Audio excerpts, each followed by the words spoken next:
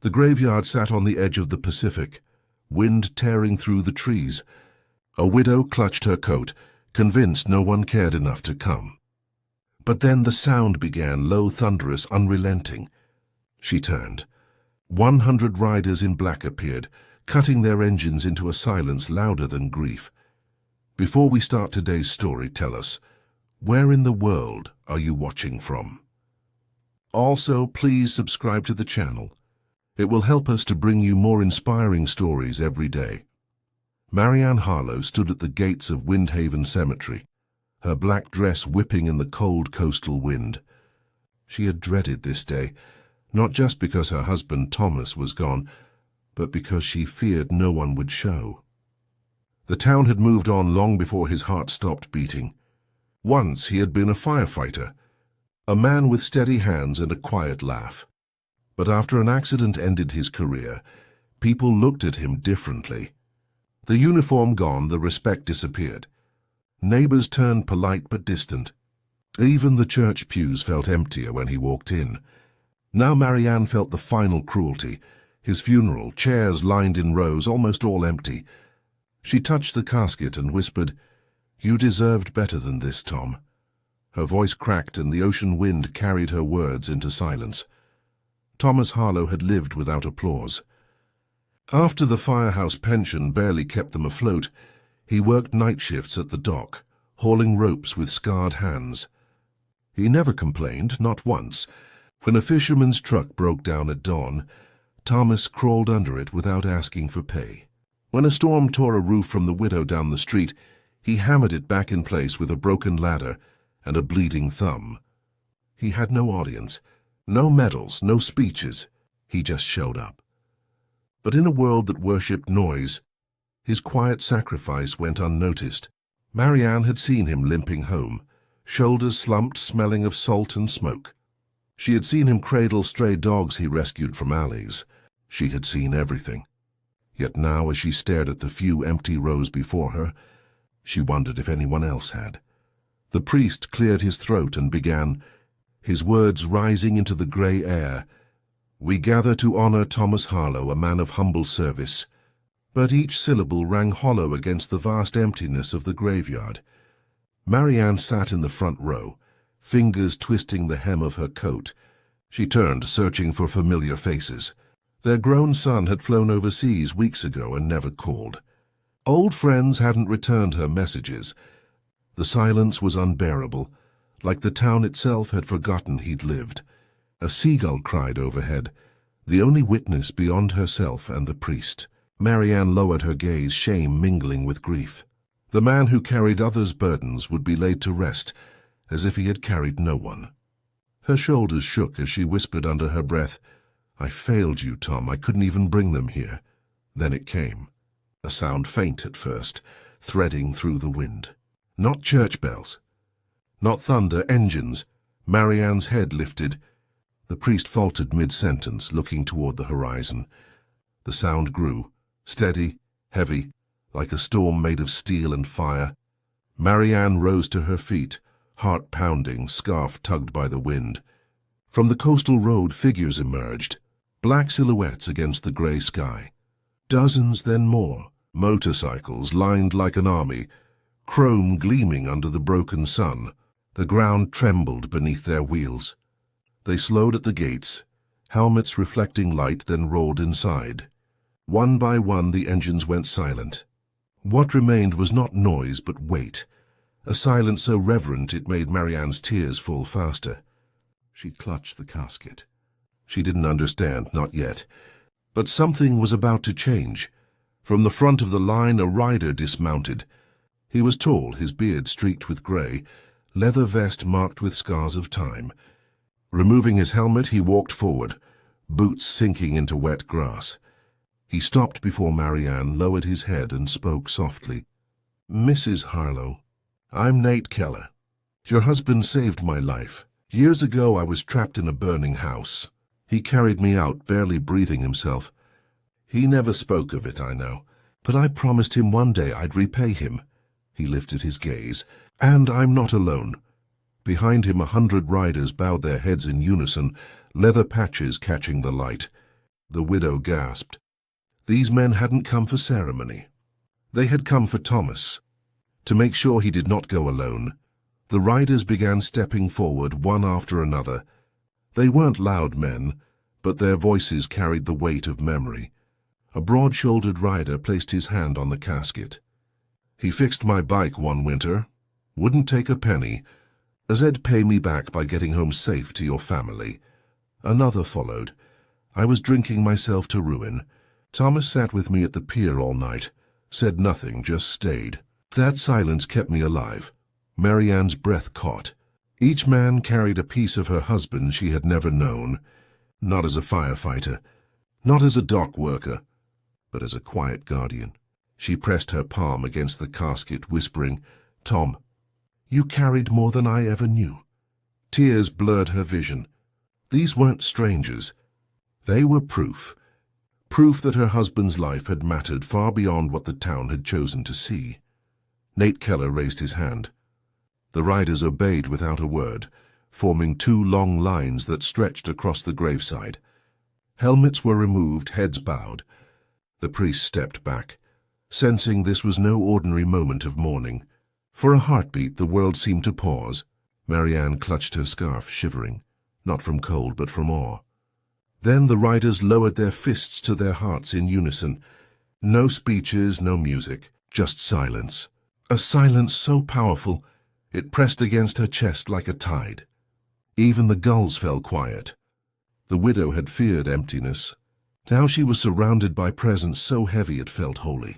Tears slipped down her cheeks, but her lips curved into the faintest smile. For the first time, grief felt less like abandonment and more like honor. At Nate's signal, a ripple passed through the formation. One by one, engines roared to life, not wild but steady, synchronized like 100 beating drums. The ground trembled, and the air filled with sound that was not noise but reverence. The priest's voice trembled as he resumed the service, yet the engines carried the words higher, stronger, as if the ceremony belonged to more than earth. When the casket was lowered, the riders throttled down, leaving a single hum that seemed to echo into the soil itself. Marianne pressed her hand to her heart. The engines spoke what words could not. "You are not forgotten. You will not ride alone." When the last engine died, silence fell again, deeper, richer, no longer empty. She closed her eyes, hearing Tom's laughter in memory, and realized he had found his escort. As mourners dispersed, Nate Keller approached once more. In his hand was a weathered glove, its leather cracked but strong. "Your husband gave me this," he said softly. "Years ago, after pulling me from that fire, I told him I owed him my life. He said to then live it better. I did. And now this belongs with you." Marianne's hands shook as she accepted it, pressing the glove against her chest. The leather was warm from Nate's palm, yet it felt like Thomas's touch. She whispered, "Thank you," though the words felt too small. Nate's eyes glistened. "He never rode with a patch, but he rode with us. We'll ride for him always." Behind him the riders nodded, a silent vow etched into their very stance. Marianne stood alone after the riders left, the glove still clutched in her hand. The cemetery was quiet again, but it no longer felt cruel. Instead it felt sacred. She thought of how she had walked in expecting emptiness, yet had witnessed an army arrive in silence to honor the man she loved. She lifted her face toward the sea wind, tears drying on her cheeks. For years she had feared Thomas lived unseen, his sacrifices forgotten. Now she knew the truth. His legacy lived in the lives he had touched, in the riders who carried his memory, in the silence that was louder than applause. Marianne whispered to the waves, "You were never alone, Tom, not then. Not now." With that, she turned toward the horizon, not broken, but carried, just as her husband had carried so many. After the service ended, Marianne lingered near the grave, clutching the leather glove. The riders had begun to gather in small circles, their voices low, almost reverent. She overheard fragments of stories. A man recalling how Thomas repaired his bike in a storm, another speaking of meals quietly left on his porch during a hard winter. They spoke like sons remembering a father, Marianne realized they hadn't come for obligation. They had come because her husband had become part of them. These weren't just men in leather. They were lives Thomas had steadied, men he had pulled back from the edge. Each whisper cut deeper into her heart, but not with sorrow, with pride. For so long she had worried Thomas's life had passed in silence. Now she saw the truth. His quiet deeds had become threads, binding strangers together long after he was gone. As Marianne stood in the fading light, headlights swept across the road. A small car pulled up, tires crunching gravel. Out stepped a young woman in a wrinkled blazer, hair tied back in a messy bun. Her daughter Claire. Breathless, she rushed forward, face streaked with tears. "Mom, I'm sorry. The flights, the delays. I thought I'd miss everything." Marianne folded her into her arms, the leather glove pressed between them. Claire's sobs muffled against her shoulder. When she finally lifted her face, she froze at the sight of the riders lined in solemn silence. Her eyes widened. "Who are they?" Marianne smiled faintly, brushing her daughter's hair back. "They're your father's angels." Claire turned, awe softening her grief. She had never known her father beyond his quiet home life. Now she saw him through the reflection of 100 men who owed him pieces of themselves. In that moment, the distance between father and daughter began to close. Nate stepped closer, meeting Claire's gaze.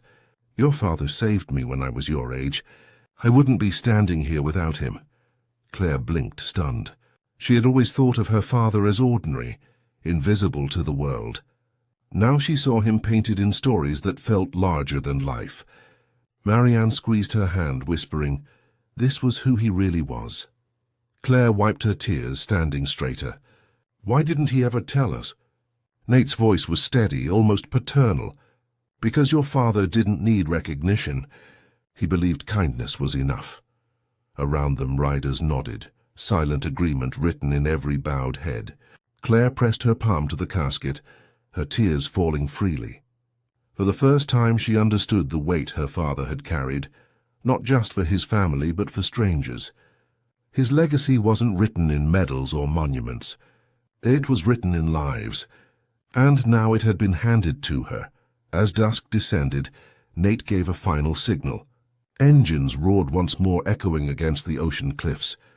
Marianne and Claire stood side by side, watching as the riders formed a procession along the narrow coastal road. They rode slowly, deliberately, 100 lights piercing the gathering dark.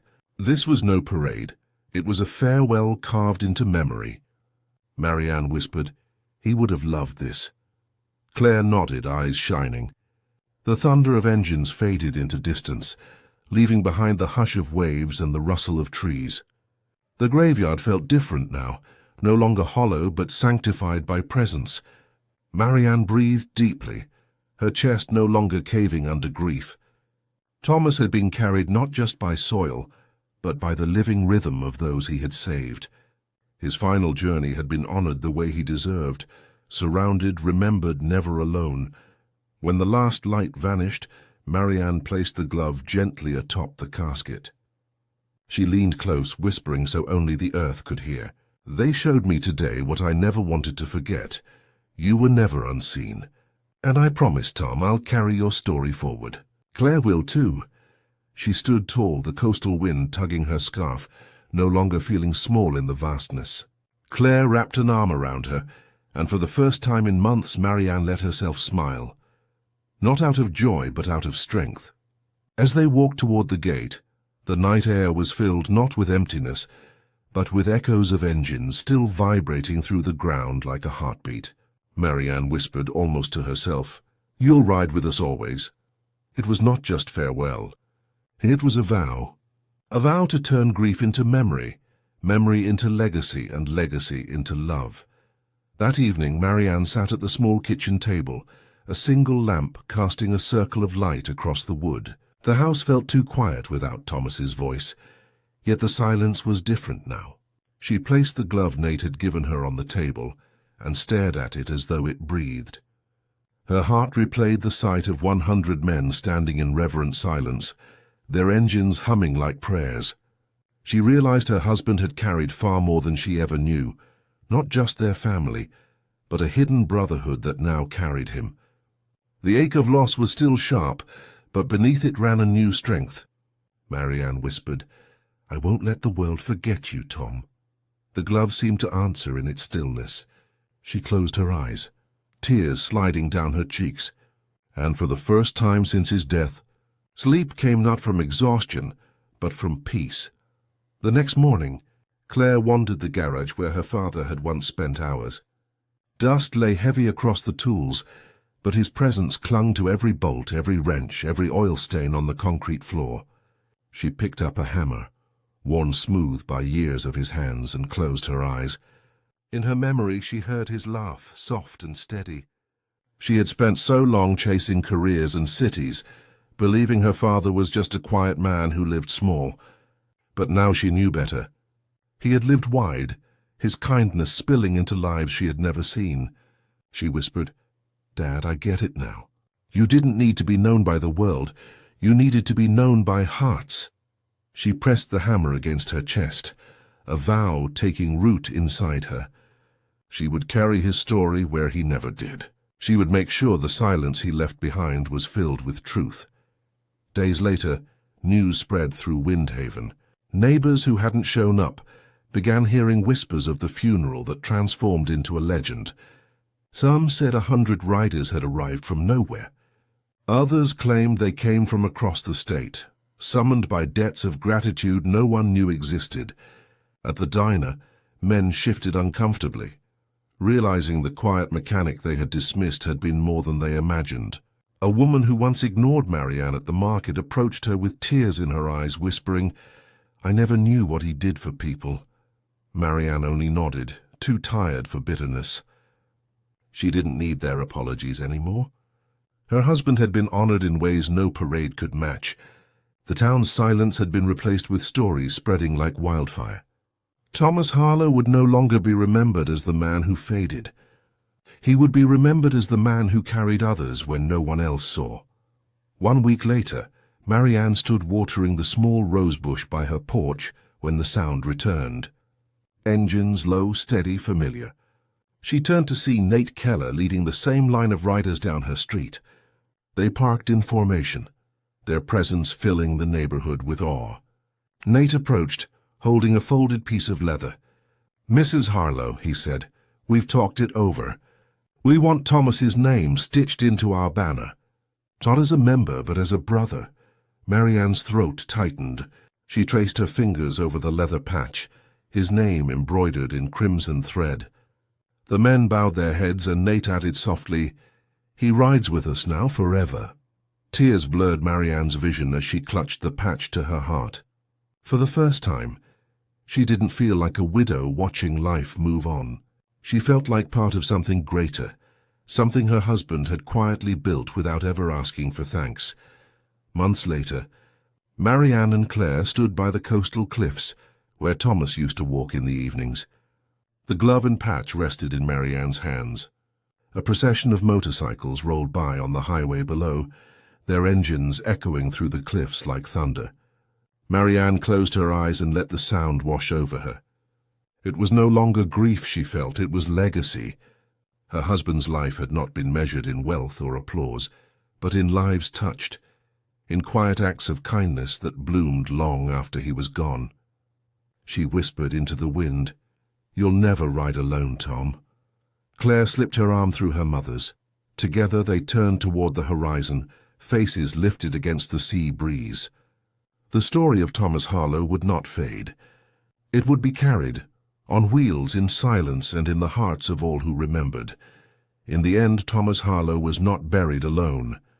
His life showed that kindness never disappears. It rides on, louder than words, carried by those it touches. If this story moved you, please like, subscribe, and press the bell icon so more lives and legacies can continue to be honored.